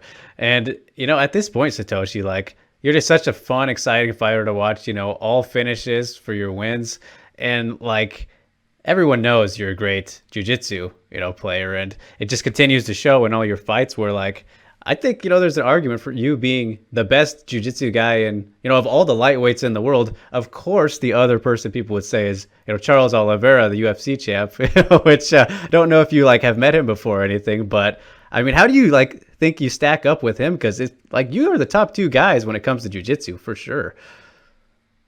I fight to him jiu-jitsu. Oh, you did? Okay. Yeah, I fight to him when I blue belt. I fight to him I think 6 times. Okay, wow. But he is him weight division is under my weight division. When me and him fight, but he like fight to me. That's sometimes he come in my weight division just to fight to me. All right, well that's flattering. When I fight to him the blue belt, he still he already is very dangerous guy. All the time when I fight to him, he's all the time he's dangerous for submission. He long time ago he is very dangerous and jiu-jitsu moves. Jiu-jitsu submissions.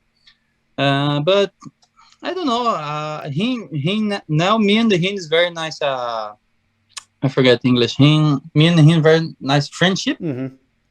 Sometimes I talk to him. Sometimes Jorge Patino Macaco, he coach, motivation me when I'm gonna fight too. That I think is hard.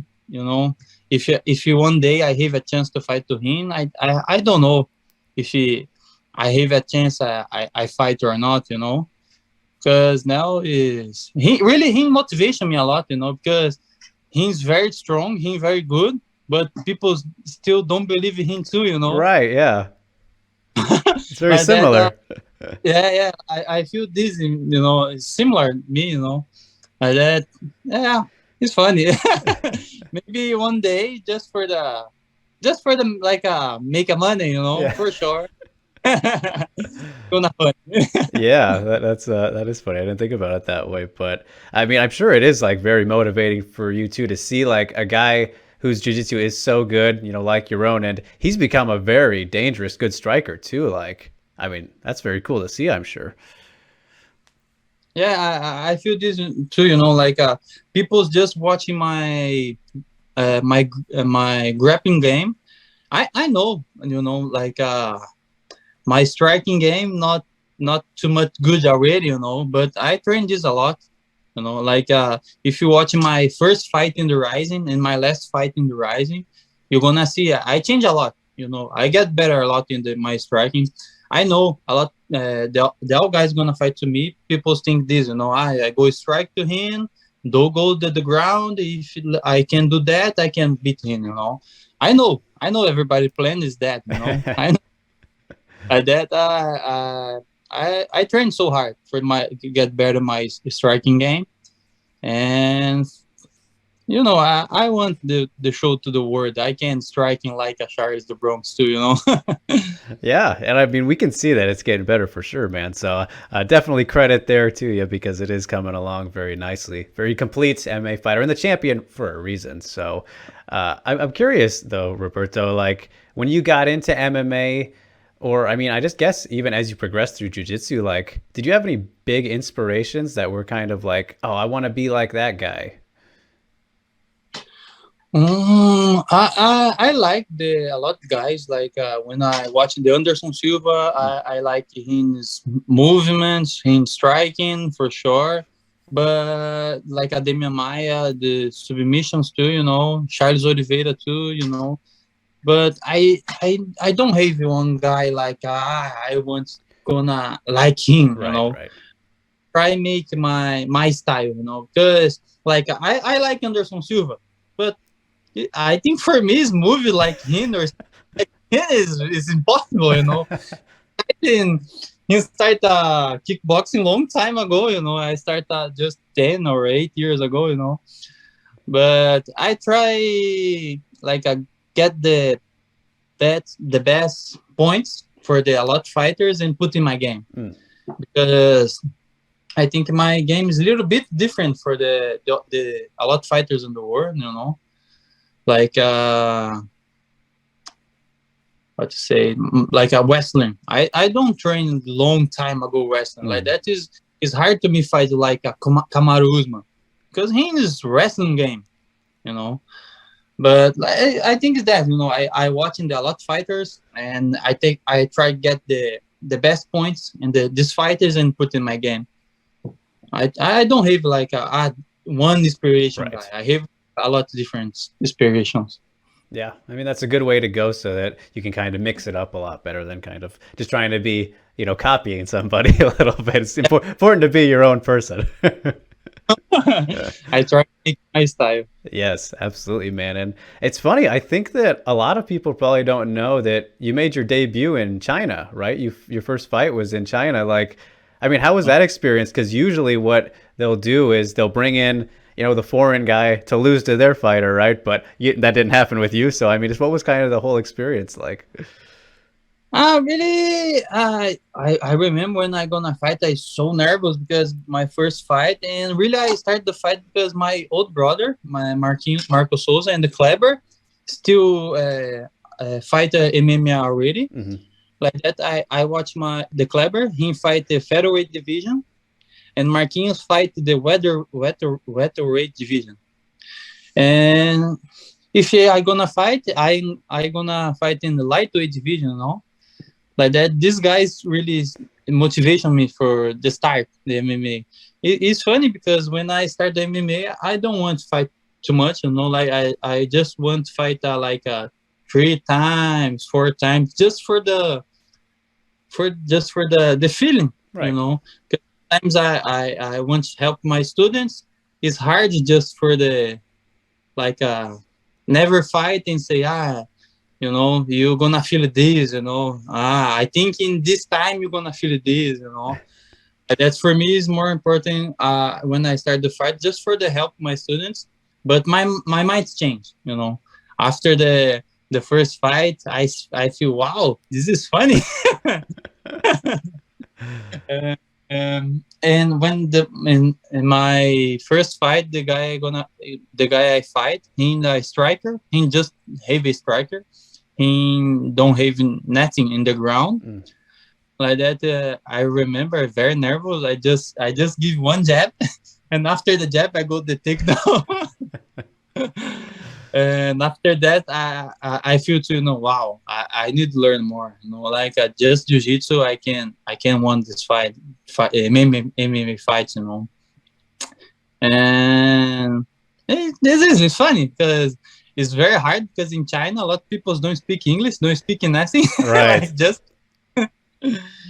I'm very nervous. Have a lot of people there, but I feel good. You know, I competed a long time ago, and this is funny. And after that, I say, wow, I'm gonna fight for this. I'm gonna get some belts for the lightweight. And here we are now.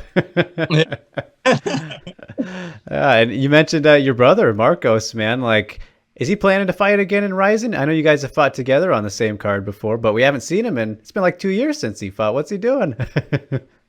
He fight, I think he debuted in the RIZIN. The same day I lost, he lost too. I think don't have a good time when me and him fight the same day. And after this day, he fight just one more time, and he won. And really, he a little bit busy now, like have the gym, have the a lot of affiliations in Japan, you know, like that. Him don't have too much focus just for the training. Like me, I just give classes, but not my gym. I just give the classes there. After they finish the class, I come back to home and focus in the training, focus in the lost the weight, you know. My brother now is more a business guy, you know, but he won't come back this year. But he won't come back just for make like maybe 2 or 3 fights. I don't know. Okay. He like one come back just for make I forget. I don't know the last fight. Just for make the last retirement fight. Yeah. He just want make just 1 or more 2 fights, and he gonna return just for business, you know, for the gym, for the affiliations. It's hard for the focus for the fights. Yeah, busy guy, no doubt about it. And do you like fighting on the same cards as him, or is that like a little extra stress? Yeah, I don't like this is hard. Like when I fight the same day, the Kleber, right? For sure, I worry about him. I feel him like my brother too, my young brother too, you know. But when my old brother gonna fight, I feel more nervous, you know. If he can, I don't want to fight the same day with him. You know? It's better don't fight same way. Yeah, it's better the different days. Of course, man. I mean, that would be a tough thing to kind of juggle the emotions and all that. But you know, speaking of Kleber, it's funny. I talked to him before. Like one of his fight with Ulka Sasaki. I talked to him before, and we were talking about his submission scream. You know, or once he locks in the submission and he kind of yells at the camera. And I think we've seen you do that a couple times now too. Like, and he was saying that he knows he probably shouldn't do it. Like, it's a little unprofessional, he said, but he's like, I can't help it. It just kind of comes out. So, like, what do you think of that? Yeah, this is true. You know he say the camera? Yeah. Well, I don't understand what he's saying, no, but I've seen him do it. Vou pegar in English like I gonna finish. Okay. I get this, you know, like that look like that, you know, he say. Like when he get the triangle or get the big choke, he say vou pegar. Portuguese, vou pegar. And English looks like I get it, you know. I gonna submission. You know? All right. Yeah, I mean, he's not lying. I don't think he's failed yet on that. So definitely a fun thing there. But I mean, as for outside of MMA and, you know, combat things for you, Satoshi, like just in life, what are some other like hobbies and, you know, things that you like to do outside of fighting, man? Do you got any other sports you're interested in, whether it's like soccer or I don't know, you tell me. What do you like? Really, I like a lot of sports, you know, like a soccer, volleyball, you know, I like any sports, you know, but it's funny, but I after the fights, my hobby for relax is training jiu-jitsu, you know. I get my students and train more relaxed, you know, because when I train jiu-jitsu for the fight, I think more focused all the time. I think I fight, you know. My training is just focused for the fight. But it's funny, after the fight, I want to go to the gym and to train jiu-jitsu too, you know, with my students.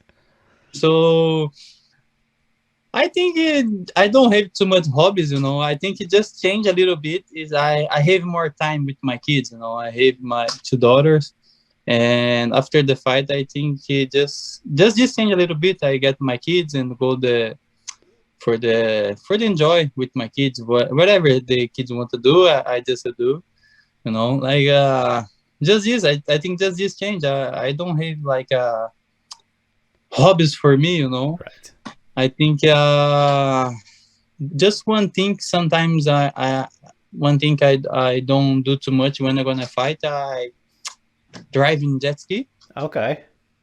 I think just this. I think just this hobby I have. All right. I mean, that's a good one, man. A nice way to unwind. What's that?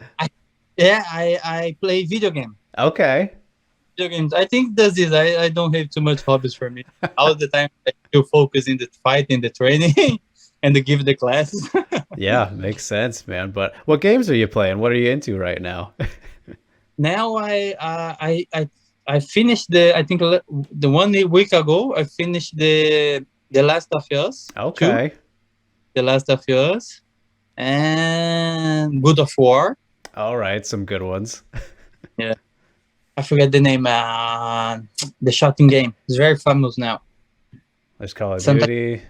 Yeah, Call of Duty. Yeah. Call of Duty. Sometimes I do, but it's impossible to play online now because there are a lot of guys in the world so tough. Sometimes I start the game, I look for the side, boom, I die. I don't do nothing. Right. I don't like loss like that. Now I don't play too much online. I just play with the story games, yeah. And yeah, I know. It gets pretty ridiculous in some of those online. So I feel you there, man. I like the stories a little bit better myself too. So, but all right, Satoshi, man. Been great getting to catch up with you. I'll let you get on with the rest of your day, man. Always great. And, looking forward to whatever's next for you. Congratulations again on the great win against Johnny, the redemption, the revenge, right? So good one. Hopefully you can maybe get another belt here soon. We'll see what happens before the end of the year. We'll be looking forward to it, but just appreciate you taking the time so much, man. A big thank you to you. Thanks a lot, man. Thanks. I really appreciate it. And sorry for my English. Really, in Japan, I don't use too much English, that I still forget some things. Is something that I hear, I say, what did he say? I forget this in English, because when I fight jiu-jitsu, sometimes I go to America or go to Abu Dhabi. So like that, I still, sometimes I speak a little bit, but now I just focus in MMA. I just fight the RIZIN in Japan. I just use my Portuguese and my Japanese, That's sorry for my English. I try to get better. And I don't know, like if I go to Bellator, I start to train my English again, Yeah. Oh, hey, man, it's good enough. There's a lot better than a lot of people. And I mean, you got 3 languages, so that's very impressive too. Yeah, but just my Portuguese is good, My Japanese and my English is a little bit low, Yeah, they need some improvements, but all good. Good enough, man. I can understand you. So, all right, Satoshi. Well, have a good day again, man. I appreciate you. So I'm sure we'll catch up again in the future, champ. Thanks, man. See you. All right, Shingo, here we are again at the end of another episode 15. A good one as always, Broadened Horizon. And we got community questions as always from the usual suspects. We should probably rename this just to questions from the 2 guys who generally send them in. But we appreciate you all the same. And we'll start out with @KingCO24. Appreciate you, sir. He has 6 questions for us this time. Got a lot, but they're not too deep. Pretty good ones here. As he starts off with, any word on Tenshin versus Takaru international streaming? Yeah, I'm sure there's gonna be some kind of information coming up sometime soon. All right, so stay tuned there. I mean, we are getting closer to the fight, so makes sense. Going to be a good one to watch. And then secondly, he says the last 3 RIZIN events haven't been uploaded to YouTube. Was a new streaming partner found? Well, from what I know, right? There's a lot going on, Shingo, but any updates on that? Yeah, obviously there is a reason why fights have not been uploaded on our YouTube account. We are getting ready to announce some exciting news, so please stay tuned to that. And it definitely has, I don't know how to say it, but there's some exciting news. We're working on some things, so just stay tuned. All right, there you go. Coming up here. And thirdly, he asks, will Kleber fight Ushiku in late summer, or does he owe Deep another fight in the meantime? Well, I mean, for us, the only fight that makes sense as of right now is Kleber versus Ushiku. So I'm pretty sure that this time we can schedule it out. So yeah, I think it's fair enough to say that you guys can expect that title fight. Yeah, that's one that many people, myself included, believe has been a little overdue, but hey, just how things work out. And fourthly, he asks, has COVID caused Landmark to be filled in a studio instead of being at historic and scenic sites? Yes and no. The place that we've done it for the past 3 times, it's just it works well for us. And location wise, setup wise, it just works out really well. And we've been using that place for the Landmark series. But we have been searching, we have been looking out for some other locations. And I think for the next one, or maybe the second one from now, we will be doing Landmark events potentially at a different location. You could say different landmarks. Aha! So too easy right there. But fifthly, he asks, how many events are scheduled for the rest of the year? I would like to say, shit.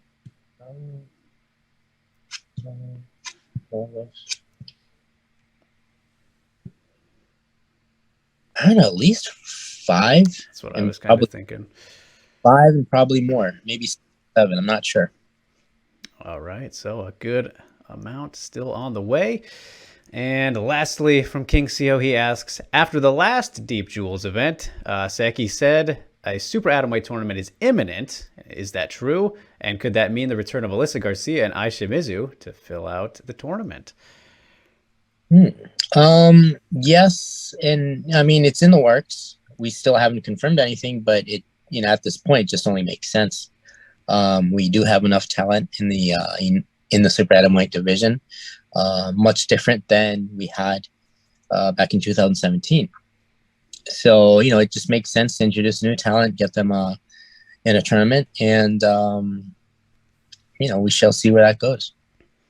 Yeah, for sure. And it's interesting kind of him mentioning Alyssa Garcia and because what we were talking, I think recently that when Alyssa went away for a little bit, unless I'm confused, her with someone else, and then she came back last year and had a fight. And as for we haven't seen her since the Kana fight. So correct. She just I'm not quite sure what Ai's been up to. She's kind of dropped out of the radar. She's very private in general, though. I haven't really heard. Yeah, she doesn't. She doesn't really do much social media and stuff, and I haven't really heard much about her since she left Crazy Beast. So I'm not quite sure what she's been up to. Yeah, interesting. Well, shout out to Ai because she does check out most of my stories on Instagram. She's a devoted follower, so appreciate that. But all right, and we move on to Ozeki Jim, Ozeki_Jim on Twitter. That is, as he's got 2 for us, and he says 1. Always been curious about the RIZIN theme song. Was it composed by the same person that did Pride FC's theme song? You know what? That's a very good question. I would say yes and no, but I don't know who made the Pride theme song. I think it's RIZIN stuff is composed by Mr. Saiki, a different Saiki from Deep, right? Mm-hmm. It's not Big Shig. But I think Mr. Saiki made the original version, and the more rock version was made by Mr. Hote. He's a very famous musician over here, rock guitarist, and the one that came out later, the more rock version. So it's made by different people. Right. But I'm not sure. Pride theme song. I'm sorry for my lack of information. All right, that one remains a mystery. We'll have to go to Sakigabara himself for that question, Jim. But and secondly, he asks, could there ever be a scenario where RIZIN could strike a deal with the UFC to access the Pride FC library for at least exclusive use in Japan? It's a good question. I mean, it might be worth challenging, right? Yeah. Just you don't know till you try, I guess. I mean, we've reached out to the kind enough to let us use some stuff in-house occasionally. Such as when Kevin Randleman passed away, they were kind enough for us to use, put together Kevin Randleman memorial clip together. for the in-house fans, we just played it and so yeah, by occasions we've been reaching out, and they have been kind enough to let us use some of the private footage. So I think it just all depends on how and what the occasion is, and stuff like that. Of course. So appreciate that one, Jim, and that'll wrap it up for those. But I mean, Shingo, since this will be our last show most likely before the match, Tenshin and Takaru, of course, I at least want to ask you about like what we can expect from a viewer perspective, I suppose, and kind of the presentation of this event for a lot of people who, let's say, don't typically watch, kickboxing cards, Rise, or whatever it might be. Like, is this going to look more like a traditional like kickboxing event in terms of presentation, or like a little bit Ryzen-y since there's that obvious involvement? Like, what can you tell us about that? Takibara-san's, he is determined to make this show the best ultimate live entertainment show. So it's going to be like Ryzen, K1, and Rise. Had a baby. Steroids. I don't stay on steroids, but yeah. So, okay. Yeah, it's going to be jacked up Ryzen. That's it. Perfect. Great. And these fights are super legit. Like the fights that we've been announced yesterday, the additional fights. It's like the definitely all-star game of kickboxing. Okay. So, yeah, these are like super legit top guys fighting each other. So, it's gonna be interesting. Yeah, not one of those events where, let's say, typically in boxing we'll have the really great, maybe top 2 fights, and then everything else is real low quality. It's legit. I mean, there's so much talent from top to bottom on this card, and we're probably gonna have like where are we at right now? We're 7, 8, 9, 10, 12. We're gonna have like 15 fights. Oh wow. Yeah. So and full kickboxing? There won't be any MMA fights or anything? Full kickboxing. Okay. All right, cool. Yeah. Yeah. So like Shiratori's on there, for example. I know Bei Noah is listed as the first fight at the moment. But like you said, there'll be some more. So yeah, there's a lot to like there. And then, of course, the cherry on top at the very end. So will be good. But until then, we can wrap up on that note. Appreciate you guys so much for watching, listening, whatever it is you do to consume the Broadened Horizon content and just MMAmania.com content in general. Special thanks to @KingCO24 and @Ozeki_Jim, who has a great podcast of his own with Ensign Inoue. Go check that out if you would ever so like to. And thanks to the guests, of course, and our man Shingo for helping out with translations and all the other great stuff that he does, because he is very busy and it always means a lot. So until next time, you guys, don't forget to like, share, subscribe, do all that good stuff, and we will see ya when we see ya. Thank you.